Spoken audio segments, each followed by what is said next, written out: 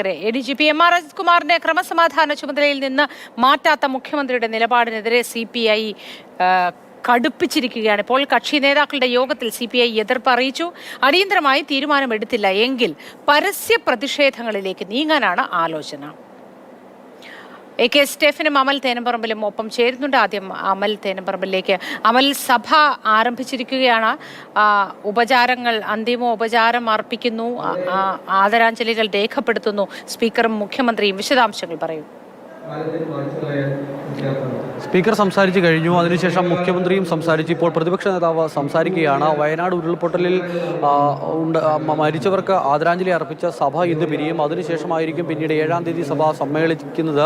അന്നു മുതലായിരിക്കും വിശദമായ ചർച്ചകളെല്ലാം വിവിധ വിഷയങ്ങളിൽ ഉണ്ടാകുക. ഇന്നിപ്പോൾ എന്തായാലും കാര്യമായ ചർച്ചകളിലേക്കൊന്നും കടക്കുന്നില്ല. ഏറ്റവും പ്രധാനപ്പെട്ട ഒരു കാര്യം, സഭ സമ്മേളിക്കുന്നതിന് മുൻപ് ക്രമസമാധാന ചുമതലയുള്ള ADGP സ്ഥാനത്ത് നിന്നും MR അജിത്കുമാറിനെ മാറ്റണം എന്നൊരാവശ്യം CPI പറഞ്ഞിരുന്നു. പക്ഷേ മുഖ്യമന്ത്രി ഇന്നലെ ആ ആവശ്യം തള്ളുകയാണ് ചെയ്തത്. ഇന്നെന്തായാലും CPIയുടെ അംഗങ്ങൾ സഭയിലേക്ക് എത്തുമ്പോൾ ADGP സ്ഥാനത്ത്, ക്രമസമാധാന ചുമതലയുടെ സ്ഥാനത്ത് അജിത് കുമാർ തന്നെ തുടരുകയാണ്. അങ്ങനെ ഒരു പ്രതിസന്ധി CPI MLA-മാരെയും മന്ത്രിമാരെയും സംബന്ധിച്ചുണ്ട്. ഈ വിഷയത്തിൽ ഇവർക്ക് അടുത്ത അതൃപ്തി സർക്കാരിനെയും മുഖ്യമന്ത്രിയെയും അറിയിച്ചിട്ടുണ്ട് എന്നുള്ളതാണ് ഇപ്പോൾ പുറത്തുവരുന്ന വാർത്തകൾ. ഇന്നലെ നടന്ന ഒരു യോഗത്തിൽ ആ വിവരം കൃത്യമായി തന്നെ അവർ മുഖ്യമന്ത്രി അറിയിച്ചു, അതൃപ്തി അറിയിച്ചു എന്നാണ് മനസ്സിലാക്കുന്നത്. നിലവിൽ എന്തായാലും സഭാ സമ്മേളനം പുരോഗമിക്കുന്നു. ഇന്നിപ്പോൾ പിരിഞ്ഞതിന് ശേഷം തിങ്കളാഴ്ച മുതൽ സഭ വീണ്ടും ആരംഭിക്കുമ്പോൾ ഇന്നത്തേതുപോലെ ആകില്ല. ഇന്നിപ്പോൾ ഈ ഒരു അന്തിമോപചാര അർപ്പിക്കൽ ചടങ്ങ് മാത്രമായി ഒതുങ്ങും. പക്ഷേ തിങ്കളാഴ്ച വിവിധ വിഷയങ്ങൾ, അത് പൂരം കലക്കലടക്കം, ADGP RSS കൂടിക്കാഴ്ച അടക്കം, ഹേമ കമ്മിറ്റി റിപ്പോർട്ട് അടക്കം, PR ഏജൻസി വിവാദം അടക്കമുള്ള നിരവധി വിഷയങ്ങൾ സഭയുടെ മുന്നിലേക്ക് എത്തും. വലിയ തോതിലുള്ള ചർച്ചയുണ്ടാകും, പ്രതിഷേധങ്ങൾ ഉണ്ടാകാനുള്ള സാധ്യത കാണുന്നു. അടിയന്തരപ്രമേയമായ നിരവധി വിഷയങ്ങൾ സഭയിലേക്ക് എത്തും. സഭയ്ക്ക് പുറത്തും പ്രതിഷേധം സംഘടിപ്പിക്കാനാണ് പ്രതിപക്ഷത്തിന്റെ തീരുമാനം. ഇപ്പോഴെന്തായാലും സഭയിൽ അനുശോചനം അറിയിച്ച് പ്രതിപക്ഷ നേതാവ് സംസാരിക്കുകയാണ്. അത് വിമർശനങ്ങൾ ക്ഷണിച്ചു വരുത്തരുത്. ആരംഭശൂരത്വം കാട്ടിയെന്ന് പലപ്പോഴും ഭരണകൂടങ്ങളെ ആളുകൾ അധിക്ഷേപിക്കാറുണ്ട്. ആ ഒരു സ്ഥിതി ഉണ്ടാകരുത്. ഇതൊരു മാതൃകാപരമായ ഒരു ദുരിതാശ്വാസ പ്രവർത്തനമായി, ഒരു റീഹാബിലിറ്റേഷൻ പ്രോസസ്സായി മാറണം.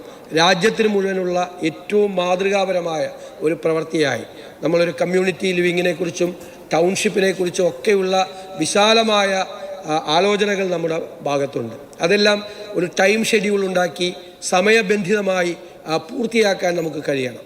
വലിയ ഭാരിച്ച ചെലവുകൾ തീർച്ചയായും നമുക്കുണ്ടാകും.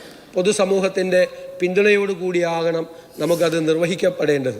എന്നാൽ കേന്ദ്ര സർക്കാരിൻ്റെ ഭാഗത്ത് നിന്ന് പ്രധാനമന്ത്രിയുടെ സന്ദർശനത്തിന് ശേഷം നമ്മൾ വലിയ ഒരു സഹായം ഉണ്ടാകും എന്ന് പ്രതീക്ഷിച്ചു.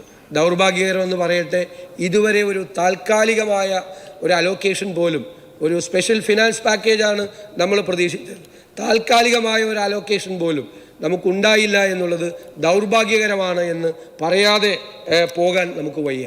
വയനാടിലുണ്ടായതുപോലെയുള്ള ദുരന്തം വിലങ്ങാടുമുണ്ടായി.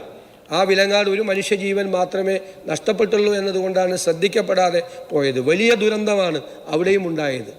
കേരളം ഇന്ന് ഒരു അപകട മേഖലയിലാണ് എന്നുള്ള യാഥാർത്ഥ്യം നമ്മൾ തിരിച്ചറിയണം.